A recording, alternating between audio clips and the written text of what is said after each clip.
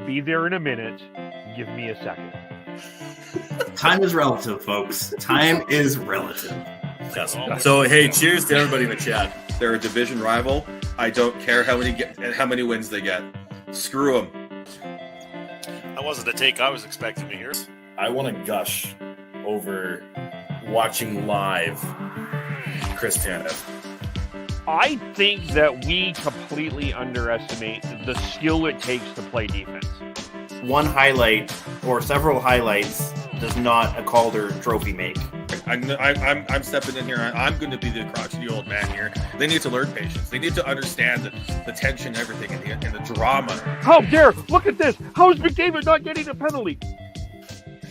You guys need to calm down with this, okay? You guys need to calm down with it.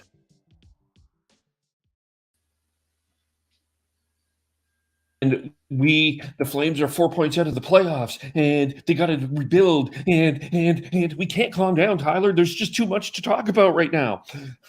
Welcome to the Shifts and Pucks podcast, Thursday afternoon live edition. Happy American Thanksgiving for those that celebrate Thanksgiving as an American, or happy football day if you're spending the day watching football, or all of those things. Actually, it's John Madden Thanksgiving on NFL today. So as we are recording this, of course, you can follow us on Twitter at Shifts and Pucks, Facebook.com Shifts and Pucks, YouTube.com Shifts and Pucks, and subscribe wherever you get your audio. Joined by Dan. Dan, happy American Thanksgiving. Thanks, Kevin. Do you celebrate American Thanksgiving? Not traditionally. I'm giving thanks for being on your show today, though. Well, that's nice, and I'm thankful that you're on the show today. So that is wonderful. That's touching, but yeah, it is the American Thanksgiving. It is for, of course, mostly this has been a traditional football thing, but it has entered into the hockey realm here as well, and it's because of one of the. I don't want to say one of the myths, one of the theories of where your team is at is if you are A, in the playoffs, B, close to the playoffs, or C, miles away from the playoffs. It's pretty much going to determine where you're going to be as the season continues. So it's kind of maybe a more accurate way of saying it is if you're in one of those top 8 spots in your conference. Yes. So if you are a playoff team, the stats are generally showing that there's about a 75% chance that you will make the playoffs, depending on who you talk to. The Flames come into these playoffs with a record of, or come into this point with an under 500 record, and they are 7-9-3, which is 4 points currently out of the playoff spots, behind the 4 points behind the Seattle Kraken, who are holding the second playoff spot. So if the playoffs started today, the Flames would not be participating in them. But I guess let's start with what is your theory on this, on the American Thanksgiving? Do you buy it? Don't buy it? What are your thoughts on that?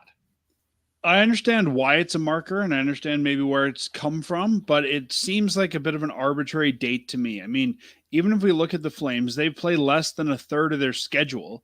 It seems a little bit early to me, but as sports fans, we like a way to measure our team and measure our success, right? And I think that, that's something baked into every sport. I mean, it's another way to do that, but the Flames played 19 of 82 games at this point. It seems a little bit early. Yeah. Yeah, and I mean, I think it would be interesting to look at these stats since the 2019 lens. I think I'll have to. I've been trying to do a better job just tracking them myself. But here's where I'll do the pros of where the Flames are at, and kind of where the cons are at, and see where we're landing. Yes, the Flames are 4 points out of the playoffs. They've played 4 divisional games. They've won 3 of them, and 2 of them happen to be against the Kraken, who they're 4 points ahead of them. They have 2 games in hand on the Kraken as well. One was in regulation, one was in overtime. whether you like it or not, or you want to make an excuse for those on either side of that Flames Canucks back-to-back. The Flames beat the Canucks in a back-to-back, so they have one win on them. By the way, that was the Canucks' first loss against the Western Division. We also, and they did lose to the Oilers. So they've played 4 games against the divisional opponent. They haven't played the Kings. They haven't played the Knights. They haven't played the Sharks or the Ducks either. So on that point, there's still a lot of room to wiggle. But the other part of that, the other side, the con to this is I think there was a lot of people that were kind of hoping we would know what the Flames are at this point. And I don't know if we do. I think we'll get into this a little bit more as we talk, but there's Elias Lindholm and Jonathan Huberdeau are starting to play better. There has been the call-up of the kids, of course, Martin Prosper, O'Connor Zary specifically. But I don't know if we come away knowing who this team truly is. I don't come away saying, yes, I think the Flames are probably going to be a playoff team, or no, I don't see the Flames being a playoff team. I'm kind of in the middle on this, and I don't know where you're at. Well, I think there's a few things to unpack there. I agree with your assessment that, through this point, I don't think we've really had a chance to test who the Flames are with their opponents. And I think a much more reliable time than American Thanksgiving might be January 1st. I think between now and Christmas, like you said, the Flames are playing some very good teams in the NHL. And I think that's going to let us get a better look at what are they and, who are they and who can they beat, or what do they do when the chips are down and when there's really, adversity coming their way, which I don't know we've seen as much of as we might think, or, as we really have at this point. So I think that's one thing there. As far as hold on with the adversity part of that conversation, though, do you not think that this Nikita Zadorov public trade request was adversity? A little bit, but okay, so Zadorov wants out, great. I don't know if that's the kind of adversity that the whole team would be behind. I mean, Nikita wants out. Okay, we'll try to get him out of here if that's what the GM says. And to me, you move on from that. Like, they've had a little bit of adversity, right? I'd say Huberdeau not performing was adversity. I think there's been a lot of little things, but as a team now that looks like they're clicking, I think now's the time you need to see what have they got there and how do they do against good teams. Beating Seattle twice does not mean you're a playoff team. No. And that's why I'm kind of going with the pro and con, right? Like, you did beat Seattle twice. You beat Vancouver twice, or once, pardon me, and you lost to the Oilers. So to me, though, Kevin, I think the bigger question of who this team is, I don't want the Calgary Flames to be what they've been for so many years, a middling playoff team that's one and done. To me, that's not getting you anywhere. I think the real question is, at this point, is this team a Stanley Cup contender, or is it time to make changes? Yeah. Dan, we have a run-in just running in here. We've got a wrestling run-in right now in a car, it looks like. Who are they going to hit with the chair, you or me? I don't know. Devin, who are you going to hit with the chair? Probably Dan. I don't blame you. How are you? I got the win, though, right, by DQ, so I'm okay with that. That's beautiful. That's good. Yeah, but I keep the title, though. I do to keep the title with the old school. This was yeah.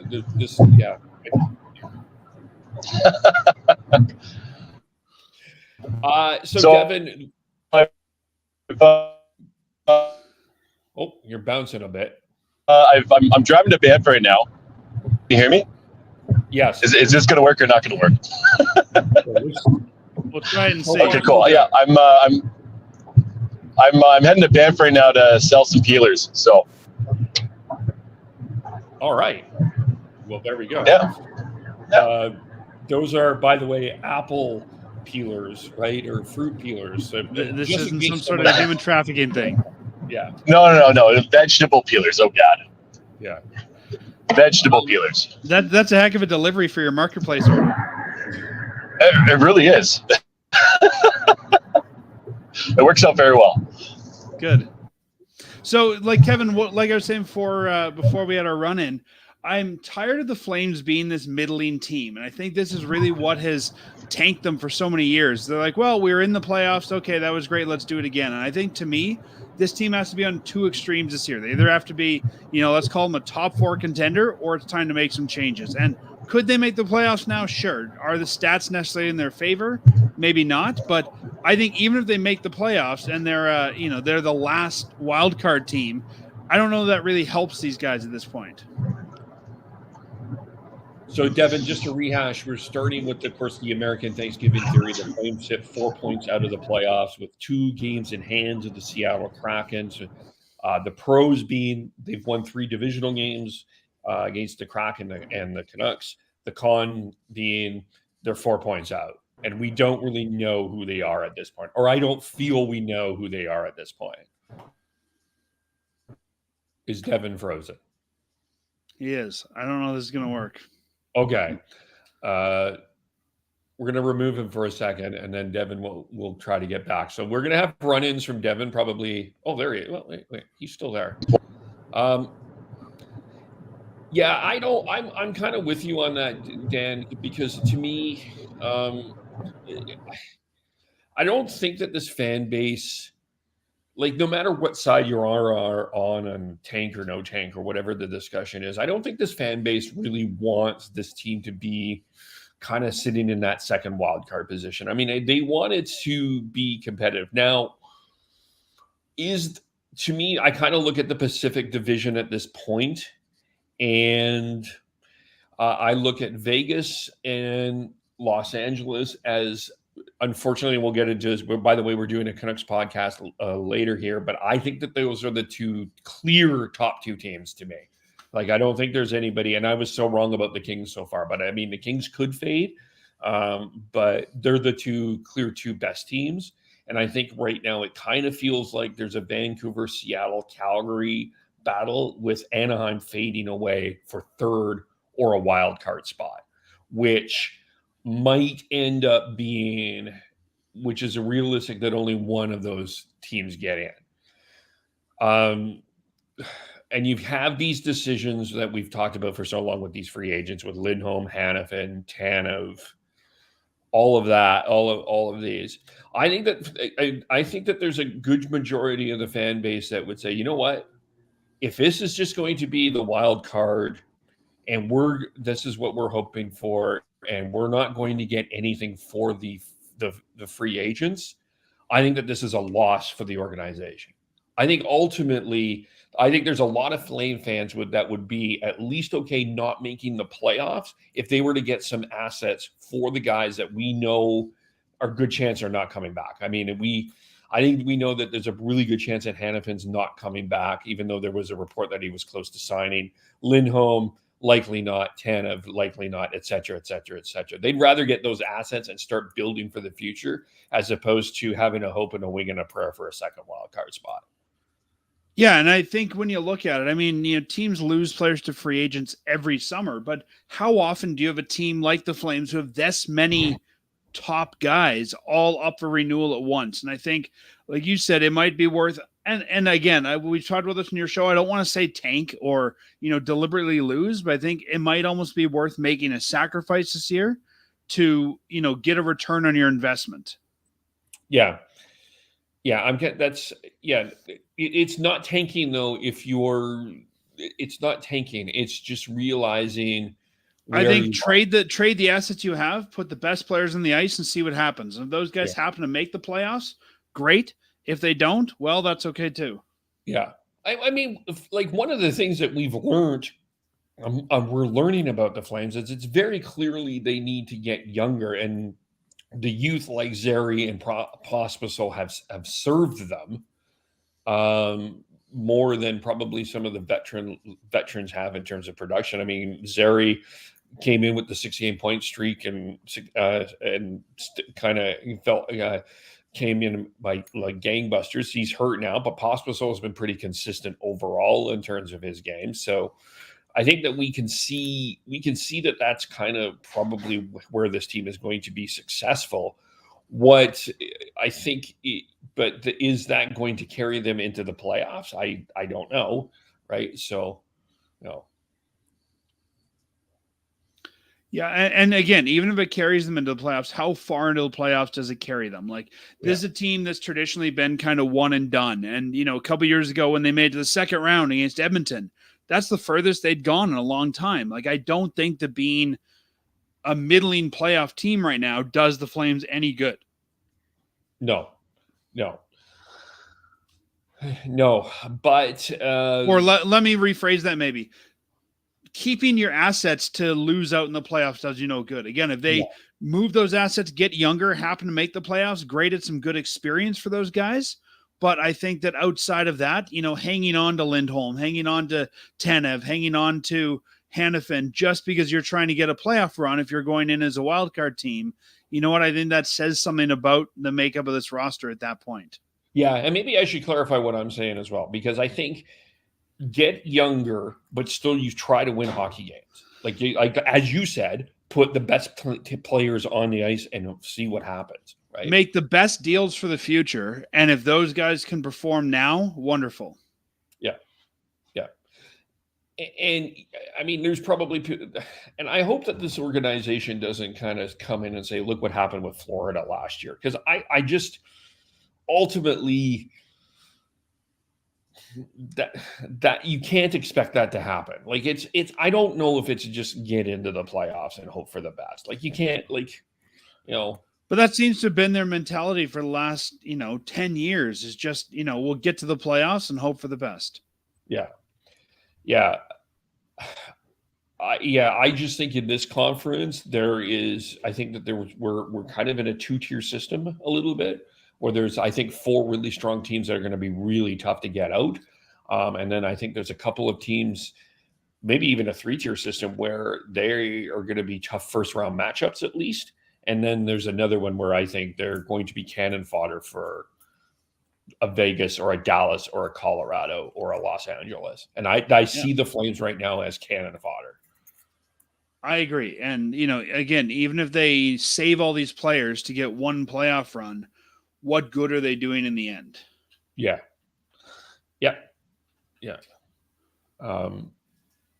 I think you've just got to, when the right deal comes up, whether it's now or February, you move those assets that are movable. I mean, you're not trying to strip down guys with long-term deals at this point, I don't think, but move the guys that are movable at this point. And, when you get the right deal, take it and hope that the team can do something great for you this year. And if they don't, well, that's okay too. Yeah. And I've said this in the past on our show. If you want to see playoff hockey, buy some Wranglers tickets. Yeah,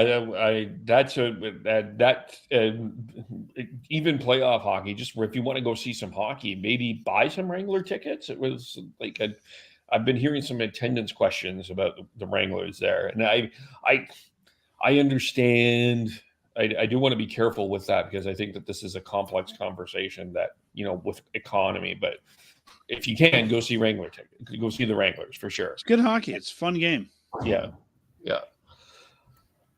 But the record has been better. It's 2 regulation losses within the last 10 here. I'll tell you what I'm liking and what I'm concerned about. I mean, I'm liking that they're kind of sticking through their system and kind of battling through things, even if it doesn't look good. There's a lot of they made down 4-1 in Toronto, coming back, down 3-1 to the Islanders, coming back. They're battling. But my concern is that they're battling. My concern is they don't get a lot of leads, and if they get a lead, they're not holding it. And I think that this is one of the, in terms of a playoff battle, even going forward, I don't know how sustainable it is to fight back out of every game here. And I know that the Find a Way Flames did it in 2015. I don't see it as a sustainable way to play hockey right now.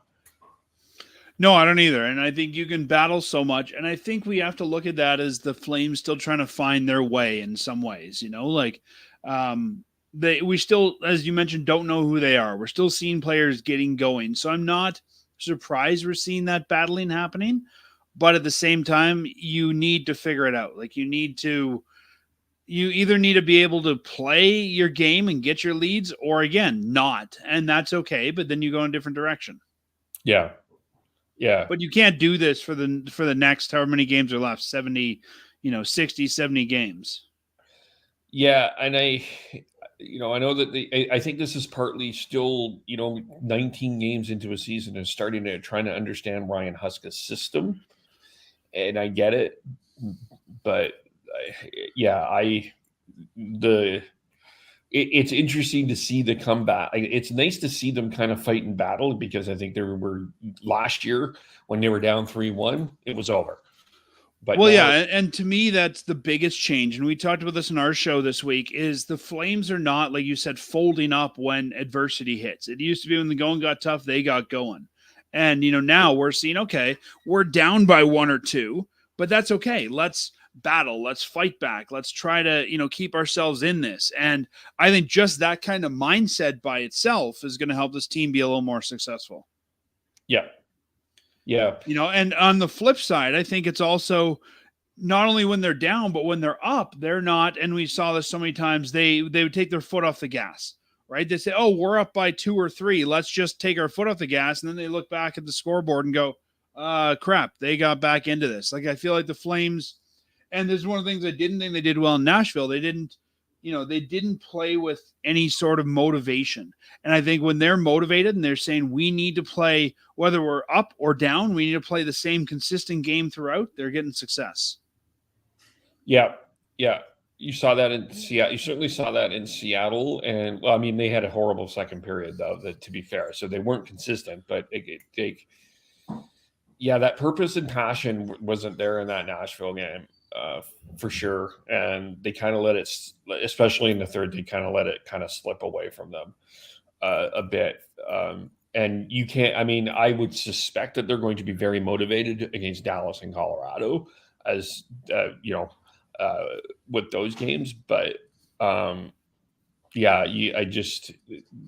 haven't found I don't think that they're on their solid footing, which I'm going to start appreciating this. I'm not criticizing Michael Backlund, because I don't think this is one, but one of the things that I think is a challenge right now is you do have a guy that said last year, or reportedly said last year, he couldn't take the leadership mantle because he was not given the C. He was given the C now, Michael Backlund was.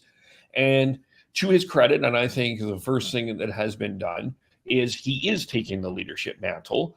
But I also think that this is an adjustment for this organization, who went not 1, but 2 years without a captain, and a guy that's been in this organization his entire career now, who was a part of the leadership group, that was now the leader. This is also an adjustment for this team.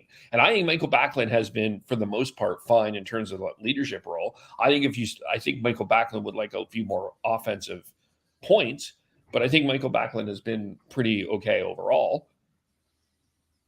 Yeah, I think he is what we've needed him to be. Michael Backlund has never been an offensive dynamo, right? That's not why he's on the team. That's not what he gets paid for. So I think, yes, Backlund might want a few more points, but I think he's done exactly what he needs to do. I would say that being on a line with him has helped Huberdeau turn around, which is a more important offensive piece than Backlund at this point. Again, nothing against Backlund, but that's not his role on this team. So I think, to me, Michael Backlund has done everything he's been asked to do. Yes, I agree. We'll get to Lindholm and Huberdeau in a second. And the other part of this is you've got Ryan Huska, who's been in this organization for a really long time, an assistant coach for a really long time. Of course, was an assistant coach for 2 years under Daryl Sutter, and now stepping into his first head coaching role. And I think that I feel like he has balanced being the good guy and the bad guy really well. And I from what I'm seeing right now, Ryan Huska has a very bright future as a head coach in the National Hockey League. I really believe that. But I also think that this has been an adjustment, right? And I think that one of the challenges with Ryan Huska right now is kind of figuring out his relationship with the players. Yeah, I think it's figuring out his relationship with the players. I think it's also trying to figure out who he is as a head coach. I mean, you were kind of saying, he's the good guy and the bad guy, which is hard to balance. I think when you go from being an assistant coach who sometimes are seen as the, more the good guy, especially in a Daryl Sutter system. I have to imagine he was more the good guy to Daryl's bad guy. I think now having to play the other way is very different, and you've got to establish a different identity. And he's learning, the players are learning. I wouldn't say the system is all that much more different where the Flames needed tons of time to figure it out. I think, it's very similar to systems a lot of these guys have played at some point in their professional careers, most of them. But yeah, I think there's a feeling out period. It's, it's sort of like as a kid, you can get away with different things with mom than you could with dad, right? And it's trying to figure out what can we get away with this coach? What are we going to be held accountable for? What does he care about? And go from there. And I think more than that, it's probably also changing culture within the dressing room. Yeah. Yeah. I give him a ton of credit for benching Jonathan Huberdeau back when he did. I think that was like, there's not a lot of coaches that would have done that in his position, and he did. So I give him credit for it.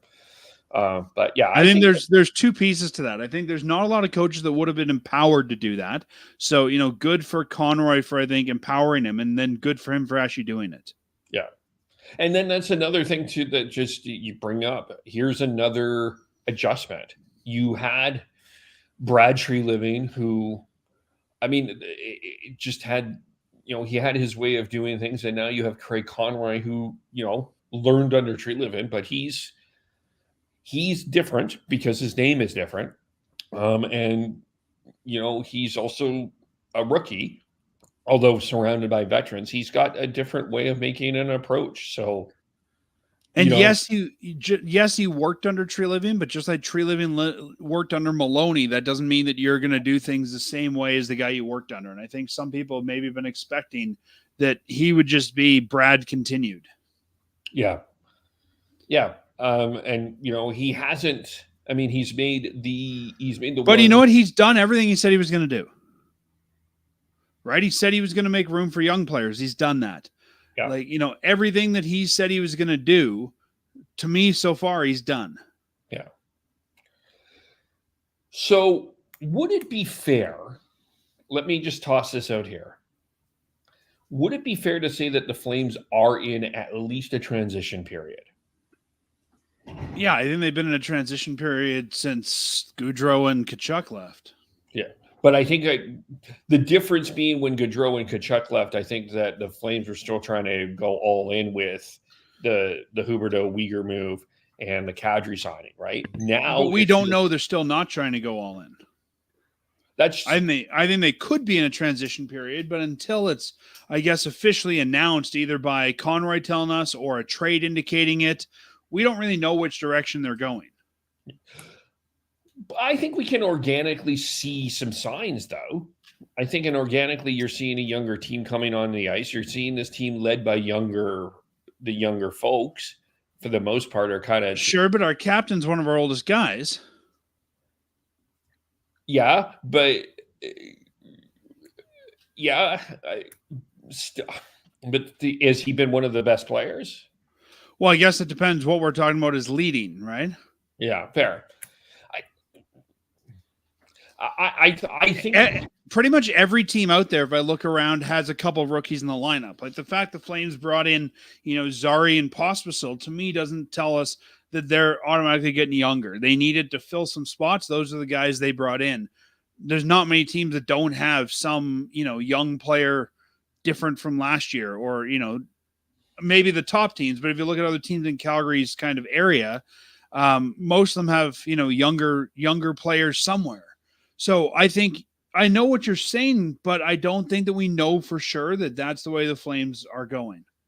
And I worry that they're not. I worry that they think they've still got one more kick at the Stanley Cup, or with a kind of the middling roster they have. Right. Sometimes,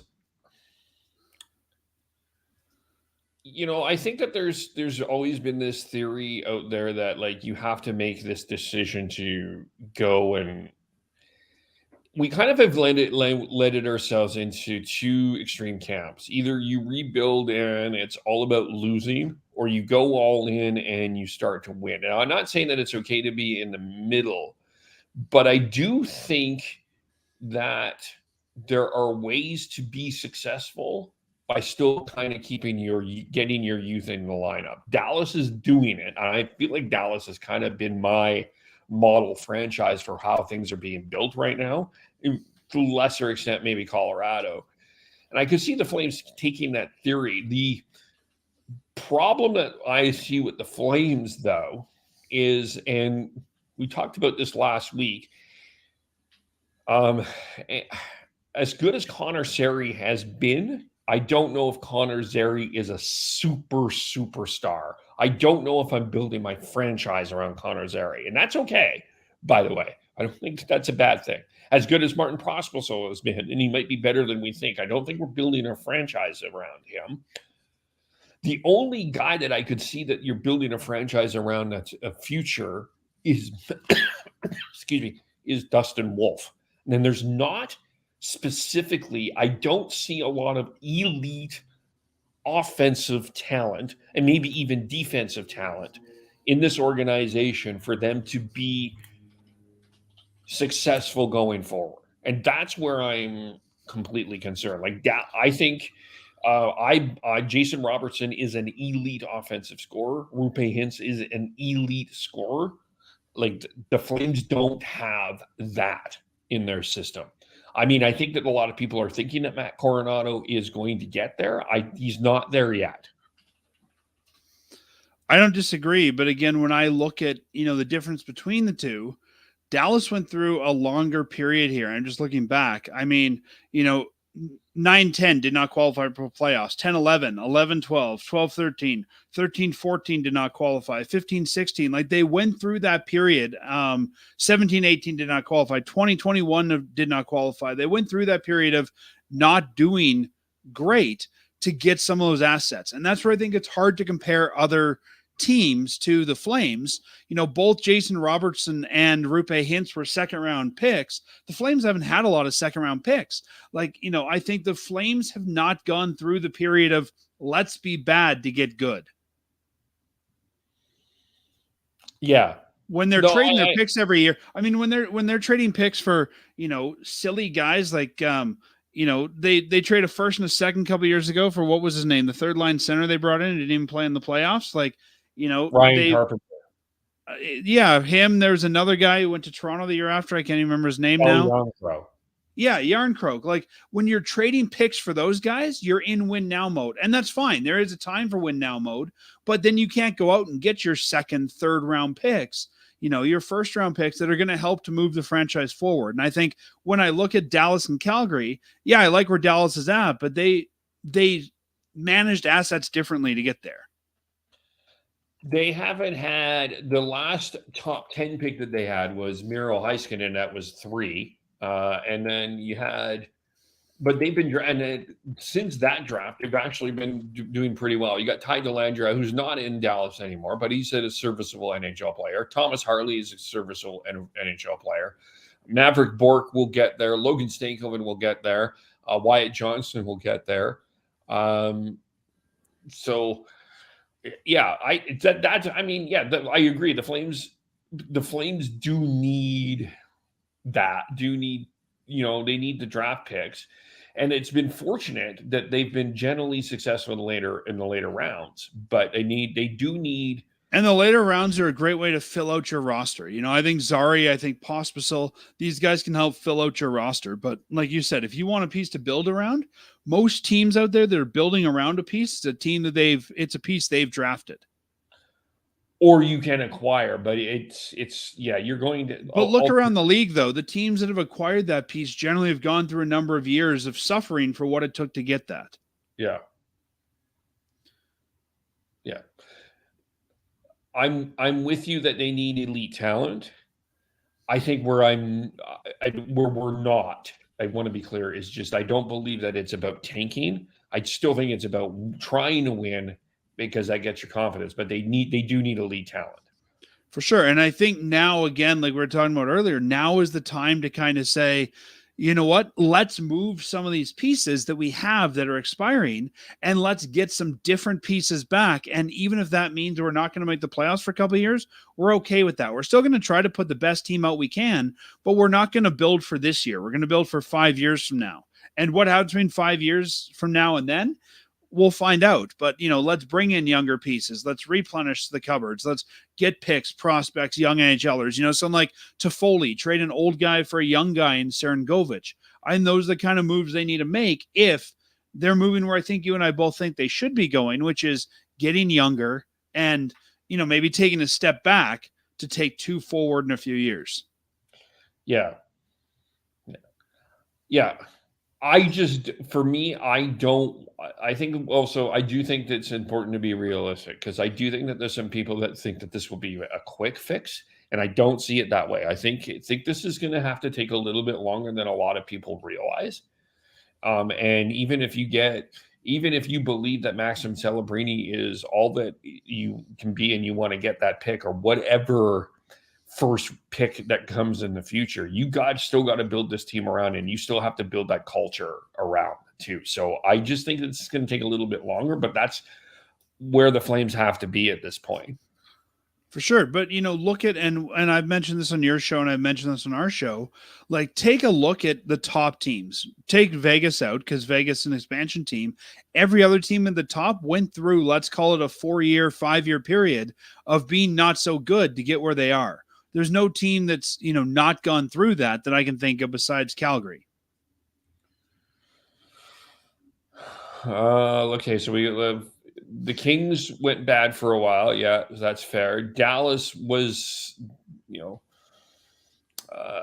again, they went through like a 6-year period of not making the playoffs there. Were they, bottom 10? No, but, they were, I would say at that point, bringing a lot of these young players up, trying them out. Yeah, with you there. I mean, Jersey, although Jersey's second last. So you have to you got to go through the ebbs and the flows for sure. And Calgary just every year seems to build themselves to be a barely playoff team, and I think we're proving that's not working. Yeah. Or you're not. Yeah, I mean, there's I think we're rehashing the same thing, but ultimately the conclusion is we kind of know what they should be. We don't know if the Flames want to be that, and I think the big question, the other side of that, is what will Murray Edwards accept? Because John Bean said he was not allowed to use the rebuild word when Treliving left. And I don't know if Murray Edwards is going to be all that. And I think that's the tension that we're running into here, is what Murray Edwards wants and what the fans want. So, and I also think that things are a little bit different now, because when Brad left, they hadn't inked a deal for a new arena either. And I have to imagine if I'm Murray Edwards, as much as I don't want to be bad now, I'm also going to want to repay that investment on a new arena quicker. And to me, it seems like the stars are aligning. I don't know what you think, Kevin, but be bad now to get good. So when your arena comes, you can get 2-3 rounds of playoff revenue.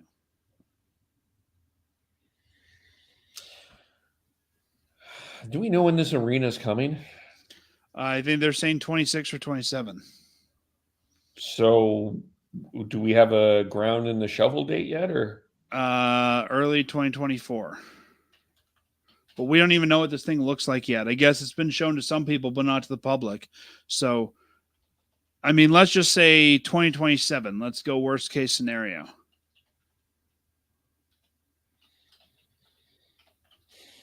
Right? And you might not be good that first year, but, if I was me, I'd want to be kind of positioning new arena. We're getting better. Come buy our tickets, because you're going to go through some lean years if you go through this.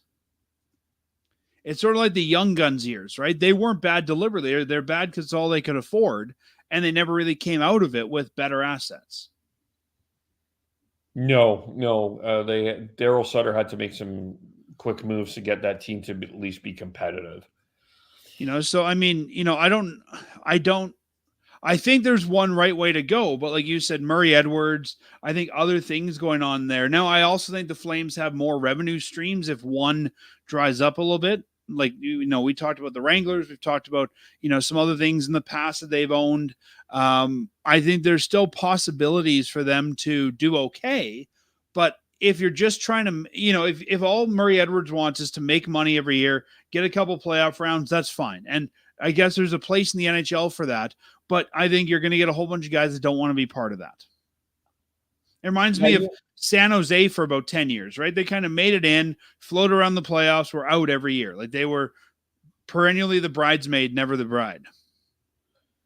Yeah, and they're without a cup. I mean, like Winnipeg it's interesting what's going on in Winnipeg because you had a window in Winnipeg where you were in the cup contender window, then it slipped. Now you're off to a good start in Winnipeg, and I don't know if that's sustainable or not, but it seems like things are going pretty well. And you ended up signing Scheifele and Hellebuyck to long-term deals. So, but that's a city that we've kind of joked doesn't have an airport, and still don't know if they do have an airport. And it's not easy to attract free agents to Winnipeg. But what they've been able to do, I think, very well is find those type of guys like a Nemestikov and Niederreiter, kind of find those guys that can kind of slip in and fit. And they've drafted really well. Like I think Cole Perfetti is going to be a good player. And as an example, like they're drafting really well. And I think that's what the Flames have to do.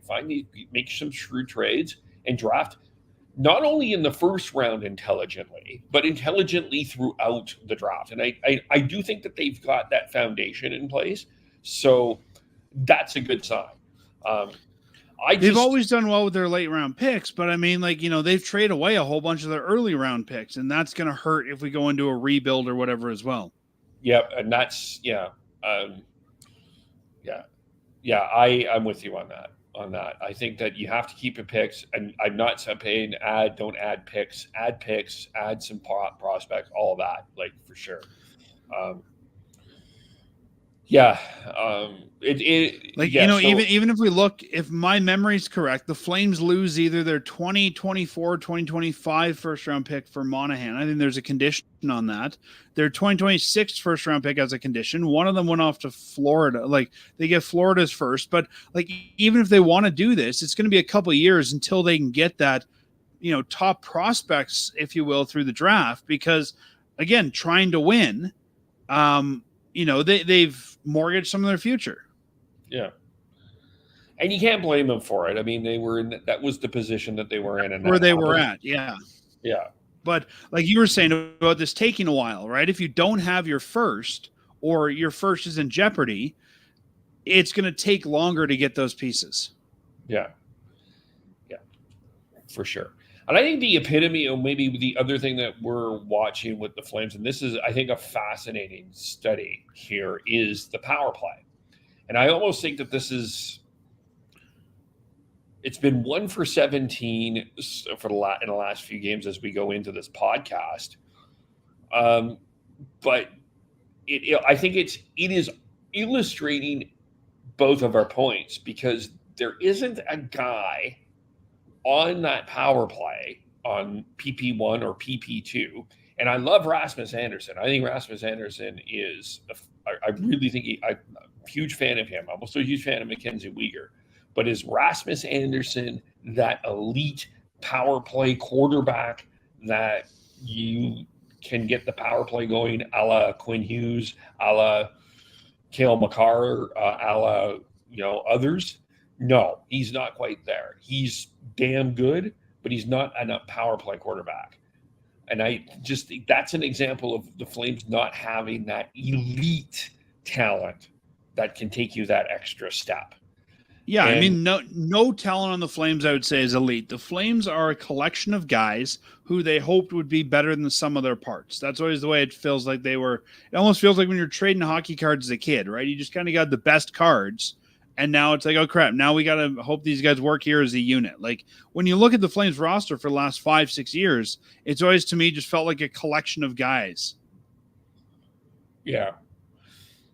Yeah. Now, I mean, is Jerome Poirier a possibility to be a power play quarterback in the future? Yes.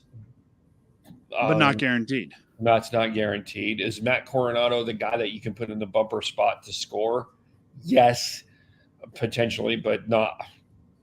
He's got some things to work on. So, yeah. Are you hearing criticism towards Mark Savard about the power play? I think everybody's a little bit worried about it, but I think to me, I mean, we still have players that aren't getting going offensively. You can't fix your power play to me until you get, Lindholm, Kadri, Huberdeau starting to get going more regularly. Or be more consistent at least. Yeah. And PP1 has been Pospisil, Lindholm, Kadri, Huberdeau, and Anderson. Huberdeau's starting to get going. Kadri, I still don't think looks great there without Zari and Pospisil. It seems like those guys are kind of the sum of their parts. And Lindholm's been disappointing this year. I think until you get all those pieces working, your power play can't work. Yeah, I think this is more of a player thing than a Mark Savard thing. I agree. I think structurally, from what I'm seeing, Mark Savard is putting the right strategies in place for the power play. They're just not being executed the way they should be because of the players. Yeah. And there's two guys that I think just in this that the two guys that I think the Flames organization is relying on isn't quite hit it. And one of them is Dylan Dubé, where I think that we're getting to the point. I don't want to say this. I think Dylan Dubé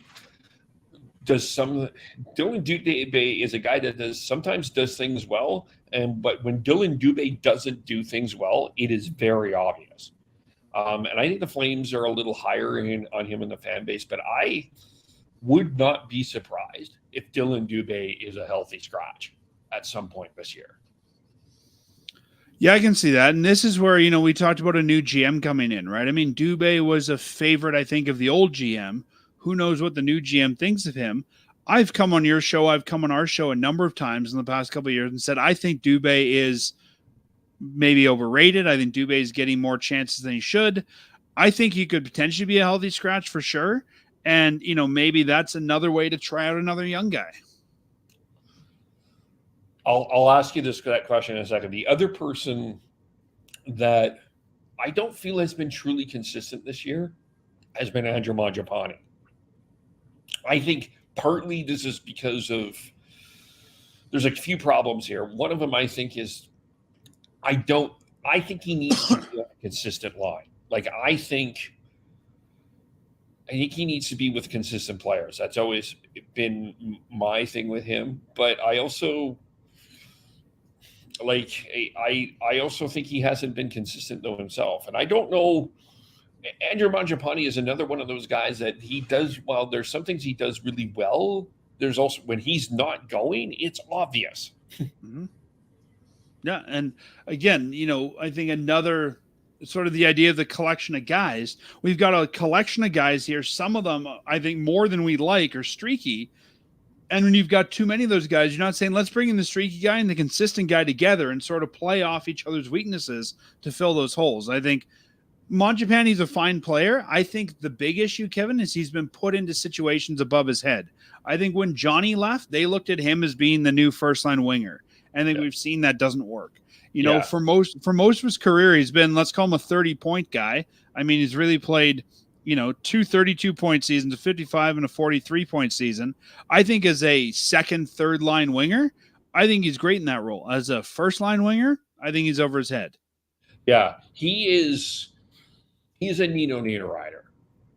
I think that would be an accurate comparison of who he is. Not a top, a 6 to 9. I think that's fair. And I think the Flames have been trying to push him higher up the lineup than he should be doing for a long period. I mean, can he fill in your top line? Sure. But I think that they've been asking for more out of him. And he's making 5.8 this year. I don't think he's going to get a raise next year or when this contract's over. He's got 2 years left on this. I think this is a guy who's probably seeing his best NHL money right now. Yeah. What do you think his value is in the trade market? I don't know that you trade him because I think every team has a guy like that. I think every team has a guy that is, they wish they got more out of. He's kind of streaky. He might be good. Maybe in the last year you could trade him at the deadline for someone just looking for some forward help. But honestly, I think this is a guy that if you're going to embark on the rebuild, retool, whatever you want to call it, I'd be okay to keep him around for a couple of years and even keep him around after that. I mean, he's 27, but instead of 5.8, maybe he's worth 4, 4.2, 3, 5, somewhere in there. Yeah. But, this is a guy who I think, if you can get some for him, great. If you can't and you got to let him walk, I think that's okay either, right? I think the fact he has a modified no trade says that the team is looking at him to be a bigger piece than he is. Yeah, I was one of the people that kind of thought that it would have been a smart play to try to trade Mangiapane after that 30-goal season he had a couple of years ago. Yeah. I think you would have got some good value for him, but that didn't happen. They kind of went a different direction on that. So, but live and learn. And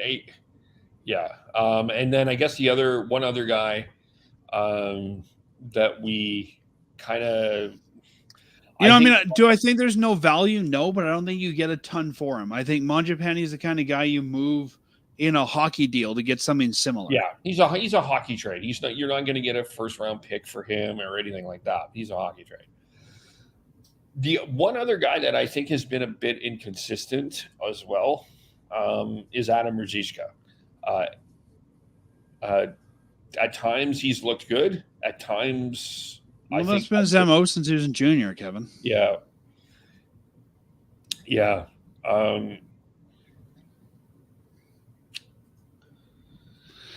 And you know what? I think for a guy who's playing in your fourth line, that's not the biggest deal, right? I mean, the Flames aren't relying on Ruzicka to be, the best player on the team. He had a 20-point season last year, which I think was pretty good.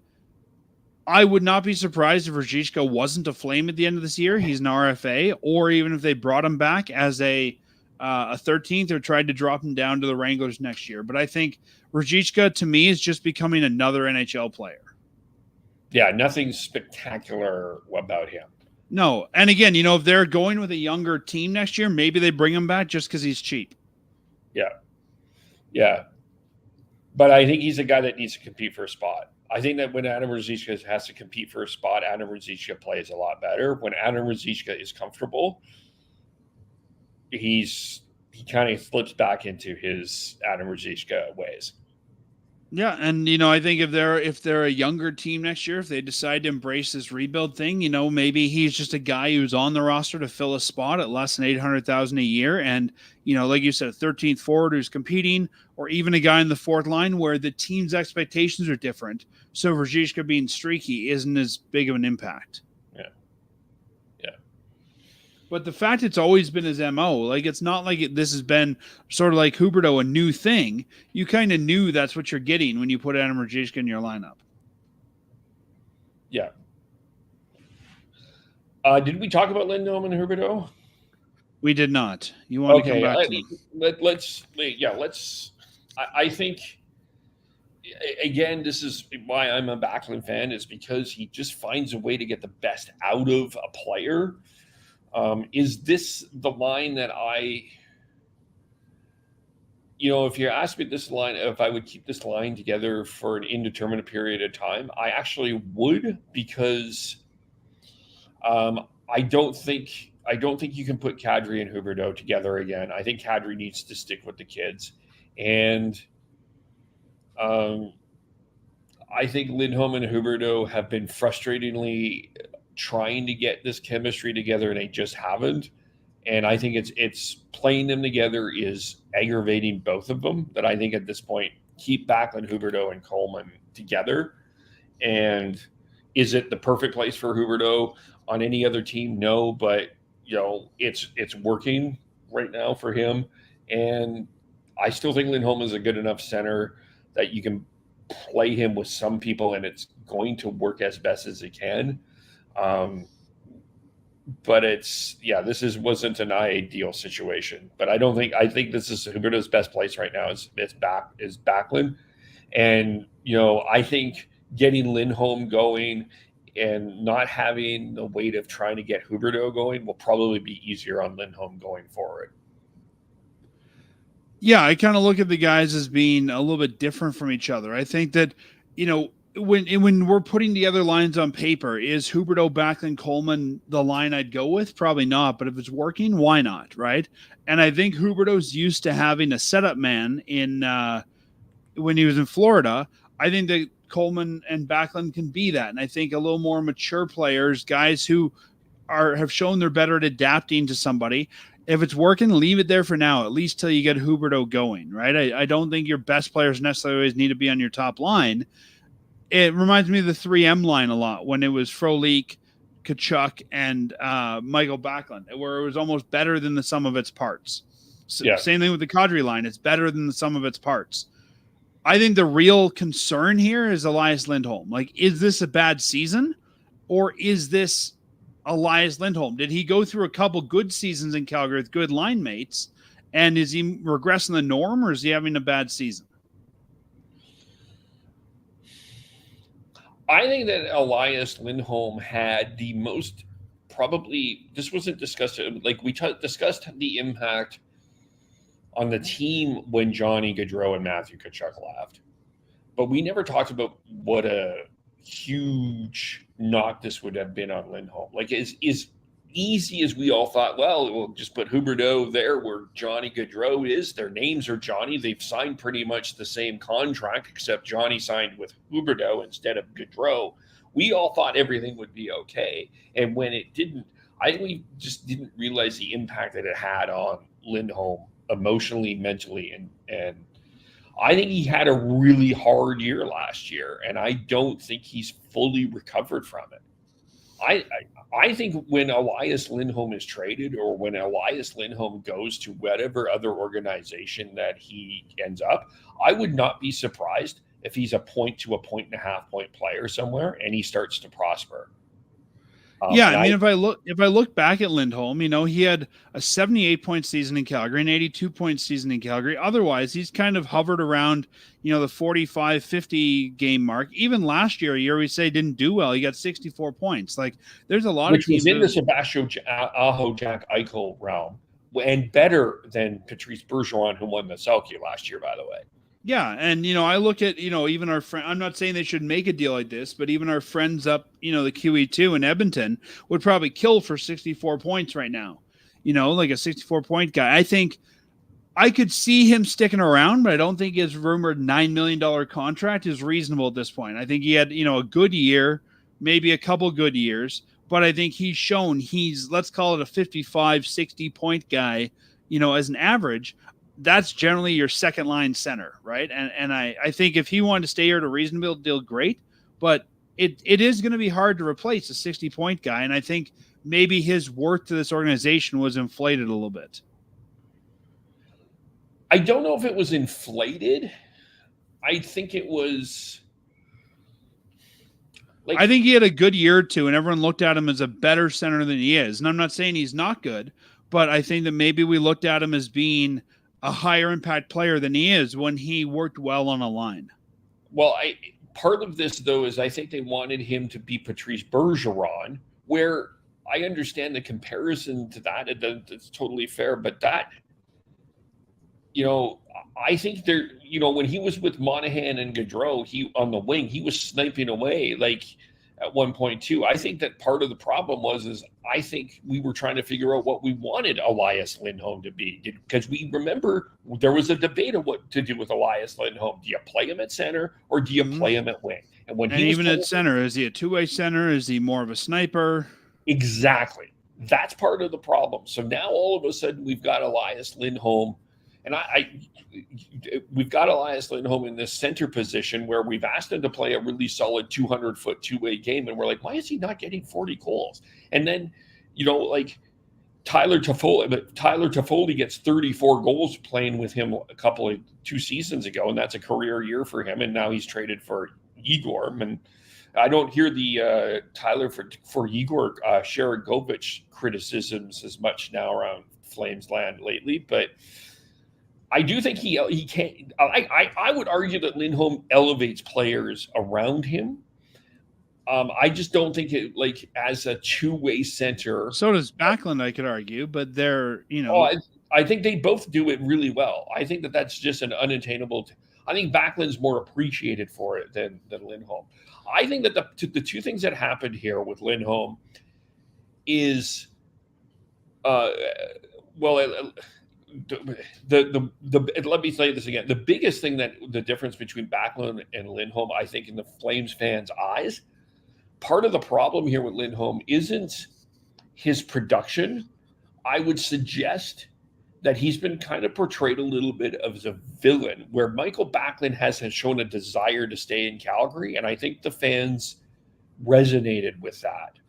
And Backlund, to be fair, Backlund asked to leave and then rescinded that, right? And I think kind of showed, I want to stay here.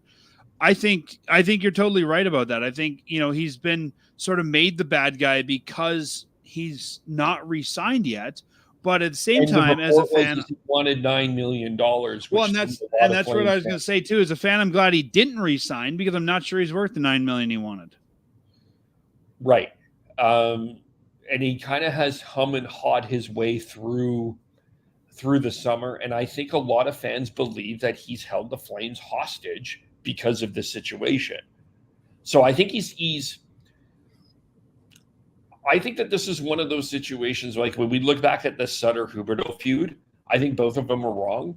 I think with this Flames-Lindholm situation, I think both of them are wrong again. I do think if the Flames should have had a number that they would have said, okay, this is the line that we're drawing with Lindholm and we're not going any further. If this is the case that you want more, we're going to have to trade you. And they haven't really said that. At the same time, Lindholm is not publicly. No, and Lindholm is, and they don't have to say anything publicly, but it just does. It feels at this point with this relationship with Lindholm, it feels like it's a tense relationship between the organization and him right now. That's why I actually think it would be better for Elias Lindholm. I love Lindholm, but I think Lindholm would be better off in another organization. Yeah, and I think as fans we get used to certain guys and we like them here, and I totally agree with you. I think if he doesn't, and I said this about Johnny Gaudreau, I said this about Matthew Tkachuk. If you don't want to be here, we don't want you here, right? Same thought I have with Zadorov. If you don't want to be here, away you go. So let's move Lindholm somewhere else. Let's make sure we get value for it. Let's not do a Jerome McGinley and bring in Kenny Agostino. Let's get some real value for this. And if he decides, I made a mistake, he can always resign here in the summer. Yeah. Yeah, exactly. It's kind of. I have to imagine, though, Kevin, that anywhere you're trading him to, his agent and him are going to want to talk to that organization about what are your plans there. I don't think he wants to be a rental. I think he wants to go somewhere where he could re-sign long term. And I don't even know if he's ready to have those conversations now with, this early in the season. The only player of these unrestricted free agents that I could see being a rental is Zadorov. I think agree. That Lindholm, Hanifin, and Tanev will all want to sign someone. And really, if you're the Flames, that's what you should try to encourage. If you want them, sign them so we can get more for them.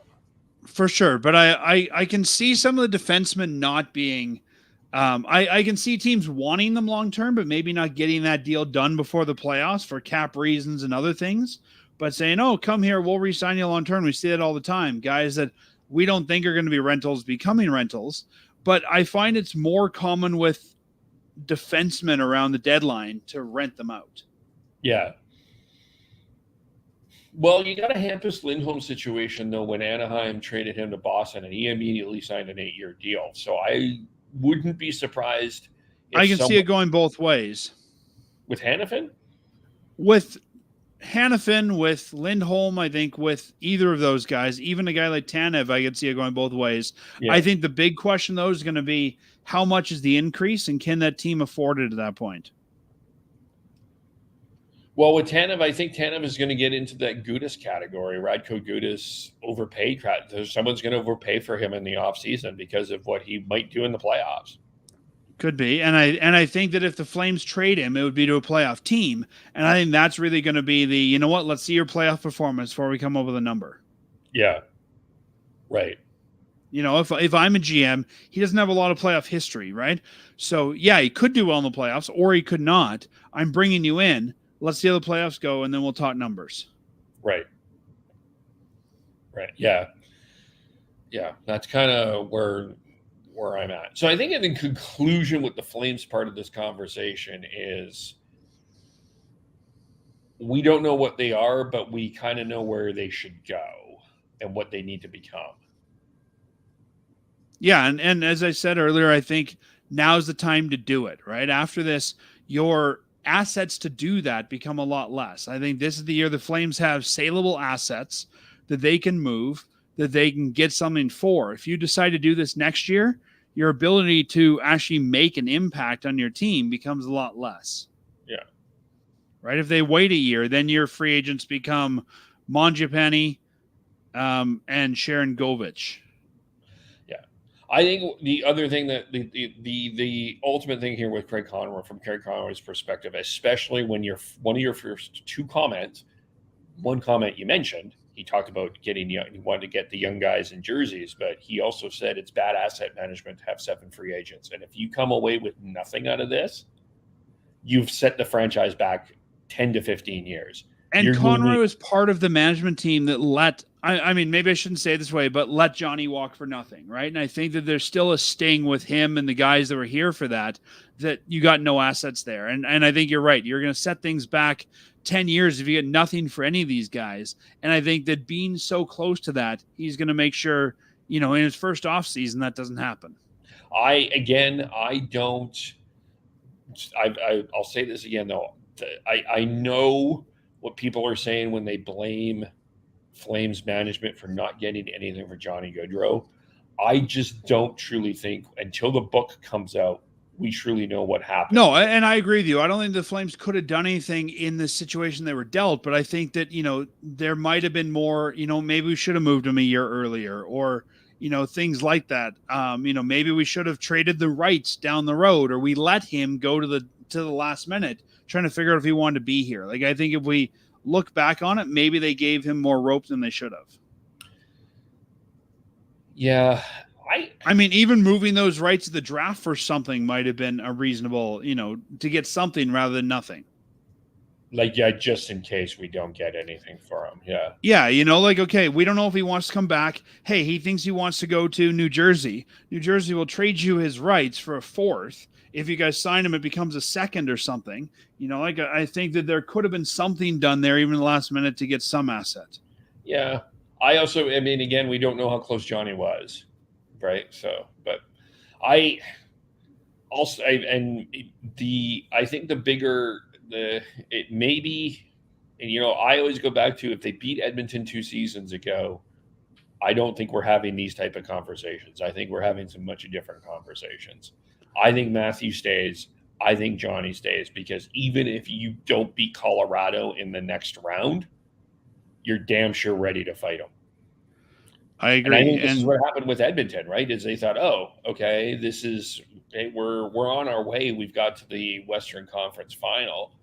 We're in cup winning mode. I mean, yeah, I maintain if they beat the Oilers 2 seasons ago, this is this entire situation is very different. You could be right. And, I think at some point too, Kevin, it's coulda, woulda, shoulda, right? And, we are where we are and we need to find the best way out of it. Yep. And as we've talked about, I don't think the Flames need to, tank or, play bad hockey, but, make a trade, bring in, trade a guy like, trade Lindholm for a young defenseman, a 24, 25, almost similar to when we got Hanifin. I mean, he was still a young man when we got him, but he had a lot of league experience, and start building these guys for 2-3 years. And you know what? If they can still make a run next year, then bring in some veterans to augment that. Yeah. But start that process of getting young rather than getting good. Yeah. Just one more on this and then we'll move on. I think the thing that I always come to the thing that I'm kind of sitting at is, it's not about tanking. I think your team builds organically. Like I really like I study championship teams of all sports, and I feel like there's something organic that happens when that helps win championships. And I don't necessarily believe that you go through 4 years and then at the year 2000 of our Lord 2030 we start to be competitive. That's where I think Ottawa has stumbled. That's where I think Buffalo has stumbled, and that's why I think Arizona continues to stumble, is because they believe that there is a year that they will get good, and it doesn't work that way. It's organic. Like, success is not a straight line. Success is a bump, right? So that's kind of where I'm at on that. But yeah, I agree with you, but I think you also have, you build towards that success differently based on what your metric of success is. Yeah.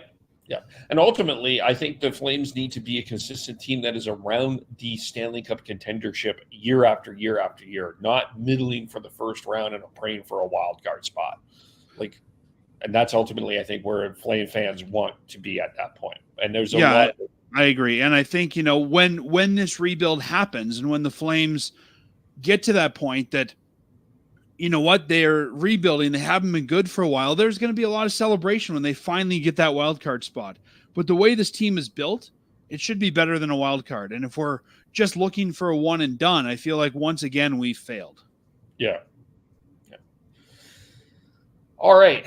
There's a couple of other things just to talk about. One of them is the idea of the World Cup in 2025 has been brought up. Now, there are a few problems, the biggest one being that Russia won't be involved, and trying to figure out what teams will be involved. And it looks like the talk has been it's going to be possibly a 4-team tournament with Canada, US, Sweden, Finland. I know you can't put Russia in right now for obvious reasons, but it's a 4-team World Cup is not a World Cup to me. Like, even if you play best of 3 series, I just trying to cram this in for a week. I just can't get into it. Like, we've waited this long for this best on best. Let's just make sure that we can wait a little longer to get it done right. And North American. Can I challenge you on something there, Kevin? What? Does the Russian team have to have the Russian flag attached to them for it to be a World Cup? What if you were to say we will have Canada, US, Sweden, or whatever, and Team Europe, and the Russian guys are part of Team Europe? Like, is it about getting the players in, or is it about getting that flag on their jersey? I don't think you can do a Team Europe. I think that falls in that feels like the Team North America from a few years ago. I also don't know that you can have the Russian flag from where I'm sitting at my desk. But my name is not Alex Ovechkin from Russia or Andrei Vasilevsky from Russia. And I don't know if they would accept playing in a tournament where they cannot technically represent their country. See, and I think some of those top guys might not, some of the younger guys might. Like, I think the best scenario would be to do some sort of a Team Europe, Team World, whatever. And the Russian guys that want to play on it can. If you think Russia can't be there. I don't. I mean, I guess we'll have to see what happens within the next year or so. But right now, I don't think it's comfortable for Russia to be there. But at the same time, I mean, we're not have to get into political issues, but this is not the issue of the Russian players, right? Like, the fact that, things are going on in their country, they didn't order those things. They're not in charge of the country. Yeah. So I also don't think the players should be penalized. Sure, we don't want to put the Russian flag on it, maybe, but if you want to play in this tournament, why can't we let you, even if it's under a different flag? Yeah, that's the complication with all of this, and I'm kind of with you on even what you said there. Like, I don't think it's fair to punish, and that's kind of what I'm trying to say too. I don't think it's fair to ask the Russian players to play in a tournament, but you can't represent your country, even though we can represent our country, and You know, It's- and think it's awkward. and honestly, I don't know that, you know, like you're talking about Ovechkin. I don't know if they care as much about the World Cup as they do the Olympics. Like, you know, and Yeah. this is something that was said a long time ago by a number of Russian players. Growing up in North America, your dream when you're playing street hockey is winning the Stanley Cup. In Russia, in that era, their dream growing up was winning the Olympics. Like, that's important to them. This is an NHL tournament. You know, I don't know that it's as important for these guys to represent Russia there. Yeah, I think ultimately it's getting back to the Olympics, and I even think for us I think most of us, I would prefer the Olympics than the World Cup, because I don't think that you're really. I think that's to me.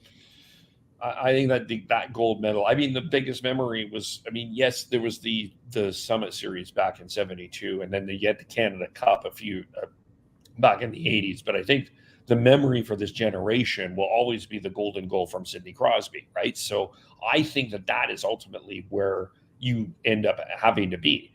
So, but I understand that the NHL wants to make money, but I don't know if they'll make as much money or if they'll feel successful with a 4-team weirdo tournament in a week. I just don't think that that's effective. I think they need to be smart about this.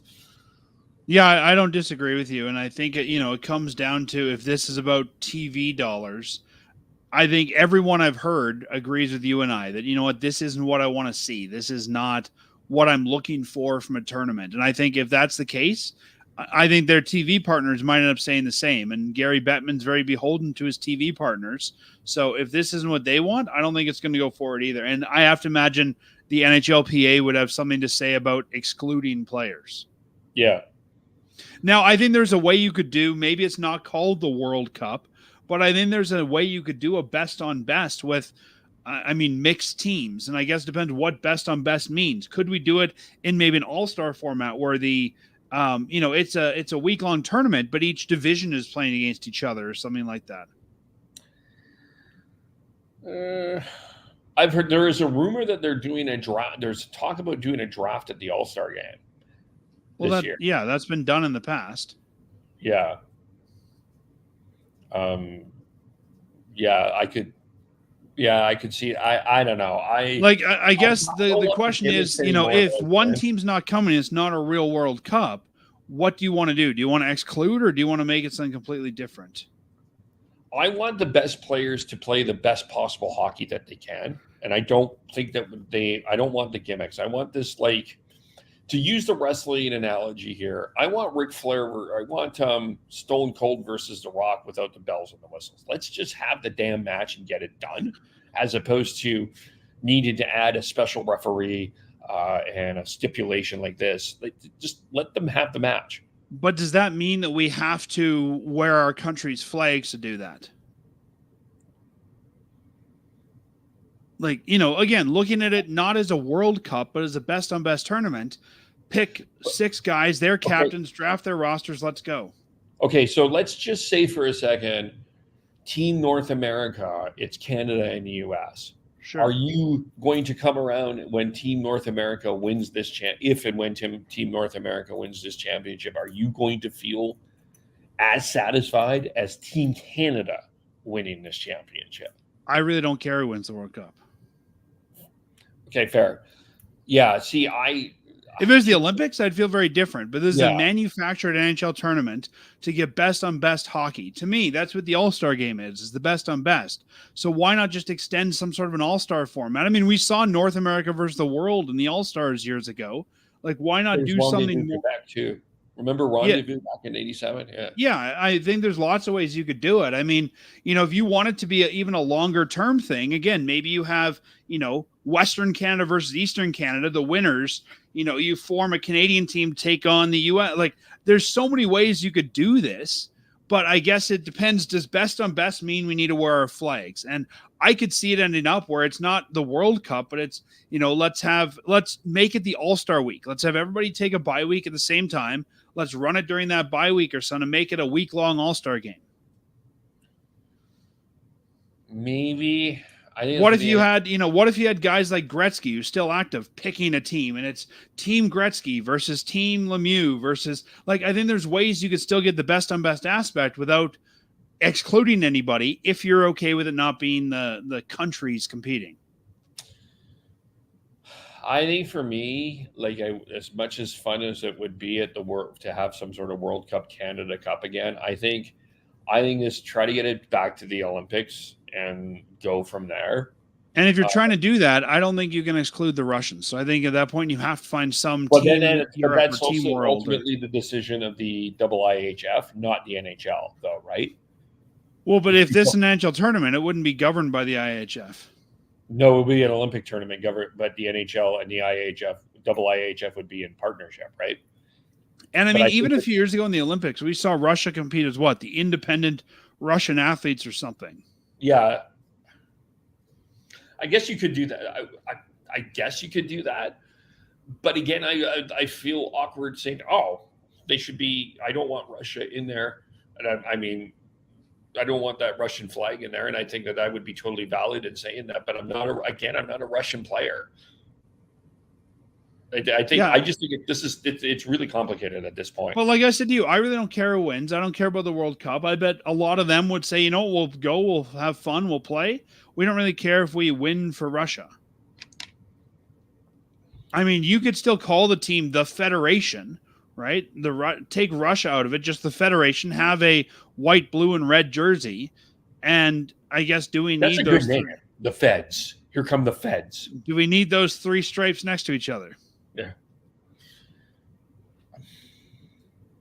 Yeah. The other side of this conversation. What I would be more interested in, I know it will never happen, is if you want to do a real World Cup, get the winners of all the major leagues. Get the NHL to take on the SHL, to take on the KHL. Like, do a real World Cup that way. Yeah. I also kind of feel for the players that as much as, yes, the fans and the best players, you want to see best on best, and I totally get that. But the other side of this conversation is always those players that have been like the Spengler Cup types that get kind of pushed out of hockey because we want best on best. And I guess as fans, I totally get it. But for players, I do feel for them because they're losing an opportunity. And how often do we see, even in the best on best all-star game, that the best players don't want to come, right? They want to take the time off or they're hurt. Yeah. Like, I'm also thinking as a GM, if this really means nothing, do I want my players to go play in it? I think it might even be neat to do like an under 23 tournament or something, and show off the best rising stars in the league. Yeah, you could do your junior prospects or something like that. Or something like that I think would be interesting. I even think it'd be cool if, they were to take all the AHL teams and say, all right, let's have an AHL best on best tournament in NHL City to expose more of those prospects. Yeah. Or you could do a combined all-star. Let's just, while you're brainstorming, hear me out. Combine it with NHL, AHL, PWHL, get that relationship and get that promotion going, because I think that's important. And let's put everybody on the ice at the same time. Yeah, or, the same weekend, right? Like, I think MLB used to do their Rising Stars game and their All-Star game at the same time. Maybe, the NHL guys play Sunday afternoon, the AHL guys play Saturday afternoon, the PWHL plays that morning. Like, I think there's a lot of ways you could make, the weekend for the best hockey. Yeah. Yeah, it's a fascinating discussion to have. I don't know if we'll be able to solve it here, but that's kind of where I'm at with that. The surprise, disappointment, I guess kind of do a quick review of what we're seeing of the Thanksgiving here. I think here are the two obvious big stories. Of course, the big story in terms of success so far has been the Vancouver Canucks and where they're at, which is second in the division in terms of points, third in the Pacific in terms of division, with Quinn Hughes, Elias Pettersson, Thatcher Demko, and leading the way. And then the Canucks having the top three point getters in Pettersson, Miller, and Hughes. I think that is the obvious big surprise.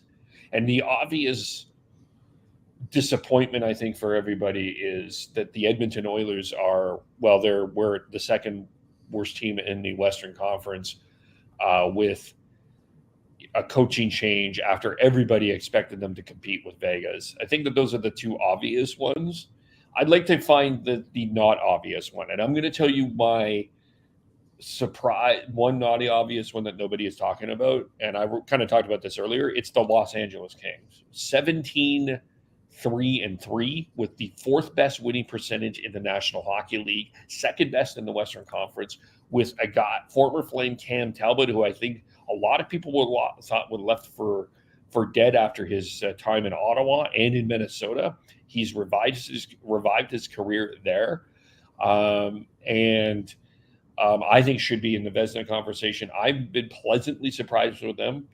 And I guess the other surprise to me is Mitch Love, Matthew Phillips, and the Washington Capitals are 2nd in the Atlantic Division. Or, sorry, the Metropolitan Division, pardon me. I always feel that they are nearer to the Atlantic Ocean, so I think they should be in the Atlantic Division, not the Metropolitan Division, but I get it. But those Once are my you two. solve the World Cup issue, you can go after the division realignment. Yeah, or the division renaming. I can give you. Are you looking for just good surprises or surprises of any kind? Yeah, good surprise. Yeah, let's start there. I think you've covered the good surprises. I think I'm surprised that Tampa's doing as well as they are without a goaltender. I thought they would really struggle having their starter out this year.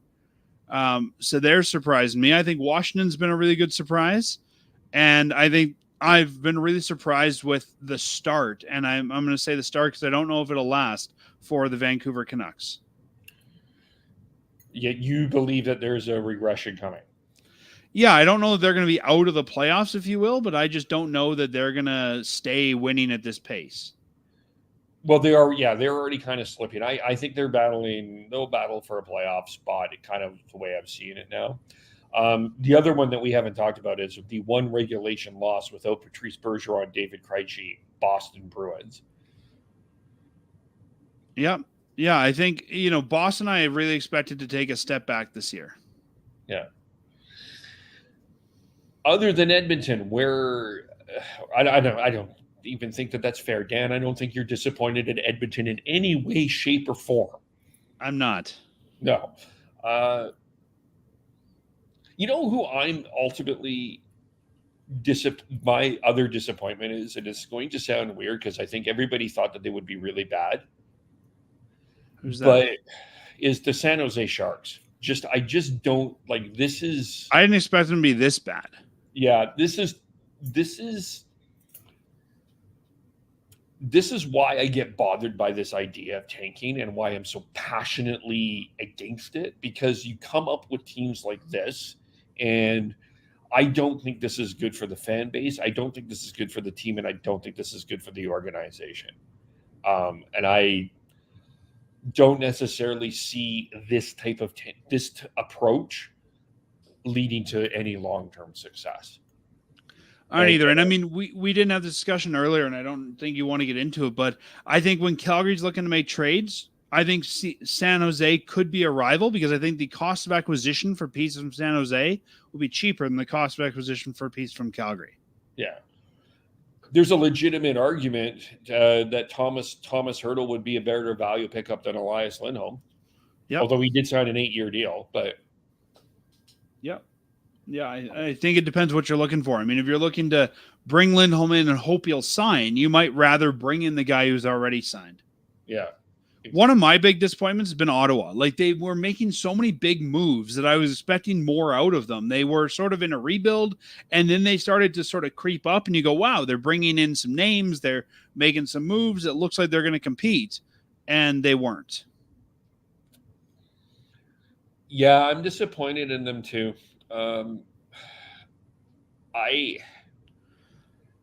They ultimately are kind of in that Calgary Flame window where I think that they're ultimately, like, I feel like they're a middling. I don't know what the Ottawa Senators are like, and everyone was praising that Jacob Chikrin deal. I just didn't see that being a good deal. To me, you signed Claude Giroux, which was great because he played in Ottawa, or he's from Ottawa. Yeah, I mean, when they brought in Corpusalo, they brought in Giroux, they brought in Tarasenko. Like, these are the kind of moves you make when you're ready to, make the next, I guess, step, and they just haven't done that. Yeah, I'm with you on that. I feel like this. I feel like this team has been a disappointment. Like I expected more from them. Yeah, and they felt, even DeBrincat came and left. Like when they brought in DeBrincat, I thought, okay, that's a move you make because you're looking for that big young player to build around. And he came and went, and I'm confused by where they're going. Yeah, me too. Me too. I'll have to get an Ottawa guy on. Do we have one last question? Is there anything else you want to talk about? Sure. One I guess maybe one last thought or one last question. If the Oilers lose their next couple games, I can see them making a big trade they're going to regret later just to shake things up. I'm glad you brought this up because I have a rant. I'm continue to scratch my head over this idea that the Oilers were close to Vegas. I don't think anyone had a worse offseason than the Oilers. When you look back, they never addressed their goaltending, which has clearly been a problem now. They never addressed their defense, which was clearly a problem during the Vegas series. And they lost a lot of that bottom six depth. Nick Bustad, Klim Kostin, some of those guys that Ken Holland brought in, Kyler Yamamoto, and they never replaced them. And they didn't have the salary cap to do it. And now you're in a situation where you have to, like, if you're that you may have to make this desperate trade to find a goalie. And, the names out there, Dan, I'm sorry, I'm not convinced they're incredibly much better than Stuart Skinner. They're maybe marginally better. And you have a situation where I think that you have to have a real conversation if it comes to the point that you sit Connor McDavid, not because you're benching him. Please don't. That's not what I'm saying. He is not 100%, and he's playing 100. He's playing hurt, and it would be wiser to sit him down and maybe punt to next year and get everything right. And the firing of Jay Woodcroft, I think, was a big, massive error. They brought in a guy with no experience in the middle of a firestorm that, as much as you liked him, he's not ready for this position. That's kind of how Jay Woodcroft came in as well. But Woodcroft had the experience of Todd McClellan behind him, that he had something to build around. Okay. And Chris Knobloch doesn't have that. And, I get the sense, honestly, Knobloch is not their long-term coach. Knobloch is the guy until they find somebody else. Yeah. And you talk about a problem in terms of who's running that organization. Is it Ken Holland or is it Jeff Jackson right now? I think their biggest problem is they got, 2 years left in McDavid? I don't see him re-signing. Well, and you also got Draisaitl to deal with too. I think they've, and that's why then they might be still trying to go all in, because if you lose those guys, you got to start this whole thing again. Yeah, and you will not win either of those trades. Nope. And I don't even know if they will make those trades. Like, I could see one of those guys walking away because, the Oilers stubbornly keep them right until the end.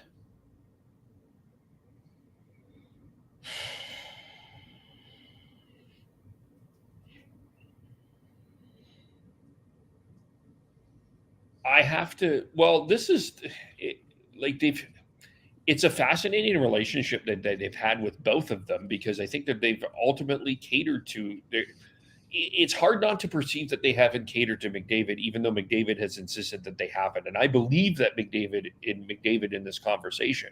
But you brought in his agent, you brought in his coach, you brought in one of his wingers from junior in hopes that you're keeping Connor. I mean, wasn't the whole reason they brought in Lucic because McDavid wanted to play with him?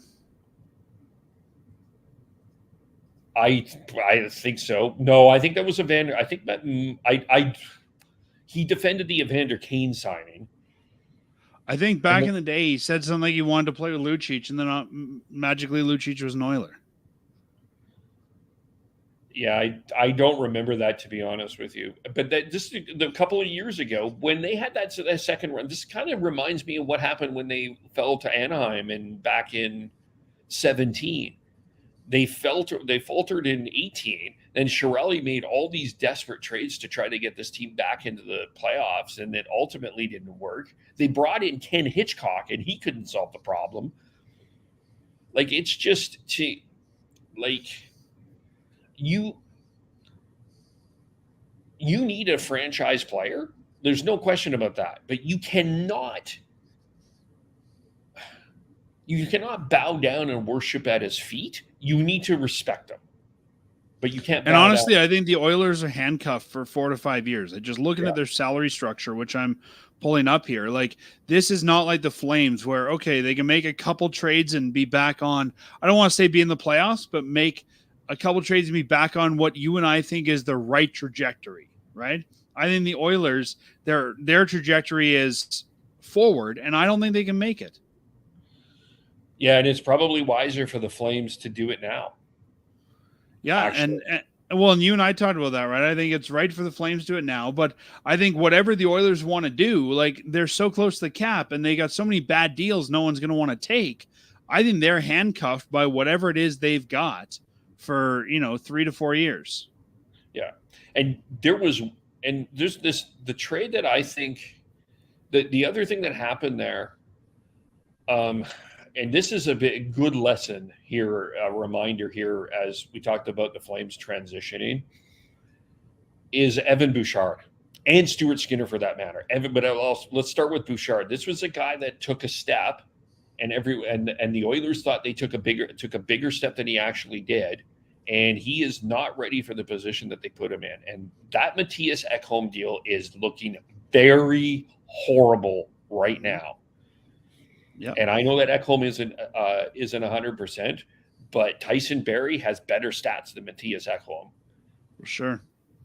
So, yeah. I mean, we can, I think, go back through the Oilers' history and look at almost every deal. Like, I can't think of one they've won on in the last 5 years. The only one that they won and they barely won was the Klim Kostin deal. And that was because... and he left. Yeah, I mean, they won because they got him off the books. In some ways, yeah. I mean, they've been doing deals like, what was it, this offseason? They did a deal with Detroit just to move the money. Like, they're so tight and they have so many bad contracts. Like, I don't think Nurse is a bad defenseman. I don't think he lives up to his contract. I don't think you can move that. Like, there's so many guys in the Oilers where I'm like, there's no way you can move this deal. They're like that even the Zach Hyman deal is a tough Zach deal. Hyman, I think, I think there's a number of those guys. Kane, like, you're not going to be able to move it. It's going to cost you more to move it than it is to sit on it. Yeah, if I'm the Oilers, I punt, but I don't think that they're going to do it. I don't think they can afford to right now. No. Oh, fascinating land there. And I can see the Oilers mortgaging their future this year. Like, I can see them trying to move first-round picks to teams to absorb half somebody's contract because that's all they can afford or something like that. And I think I can see this being the year the Oilers screw up their future because they're trying to be all in. Well, they said cup or bust, right? Well, that's it. Yeah. And it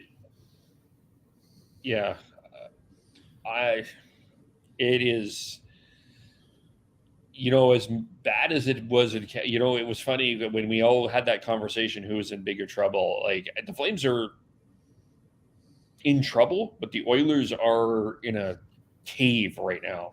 I guess it depends, again, how we define trouble. I don't think we know if the Flames are in trouble or not because we don't know where they're at. Right. Well, we know, there's not that expectation outwardly. It's cup or bust. Well, that's it. They didn't say cup or bust, and then they look terrible. I think if the Flames go about their rebuild, nobody will say they're in trouble. Okay. Yeah, fair. All right, let's leave it there. We will be talking Canucks. For those that are watching live, we do at around 7 Pacific, 8 Mountain. We'll be having a conversation about where the Vancouver Canucks are at with Sean and Tyler and Chris and I. Dan, what do you have going on? As always, we record Fireside Chat every Sunday night and put out a new episode every Monday morning. So you can check for that. You can find Fireside Chat on anywhere you find podcasts. You can find us on Apple, Google, Spotify, Pocket Cast, and all over social media. We also have, for our listeners, and your listeners are welcome as well, a meetup coming up on the 14th of December at Bow River Brewing. You can find more about that on our website at firesidechat.ca, and right in the top navigation, you'll see Bow River Brewing meetup to get more information. Sounds fun. So if you come, we'd love to have you. Let us know you're a Shifts and Pucks listener. Let us know you're a Fireside Chat listener, or just tell them Lanny sent you. Whatever, we'd love to see you there. Oh yeah, you can. Could you tell him Lanny sent you? I've used it all over the place. I mean, I've used it at McDonald's. I've used it all sorts of places. You can't use that here in Vancouver, just so you know. Hi, Lanny sent me. It just doesn't go over. You as can. well. They're just going to wonder who Lanny is. Yeah. You can probably go tell him Henrik sent you. But is that an actual ad? No. It only works here because it's a real ad. Yeah. All right. So follow Fireside Chat on all fine social medias. You can follow me on Twitter, KEVOLE, Sean Beardy Canuck 03, Tyler TNOBLE, Chris Schneid, SCHNAIDZ, Devin Gordhouse 09. Too bad he couldn't stick around. He came in for the chair shot, Dan, and walked away. That's right. Just enough to get you to retain the belt. Yeah, exactly. So I'm still the champ. But thanks everyone for watching. And now he's on his way to Banff, so I can get my revenge. Yeah, I know. He left town. He did the loser leave town. But you can head to Banff to challenge him to a match in that federation. There you go. I get to Tony Khan. Tony Khan does the multiverse. So that's what could happen. Perfect. All right. Anyway, we will talk to you all very soon. Thanks for watching. Thanks for listening. Bye for now.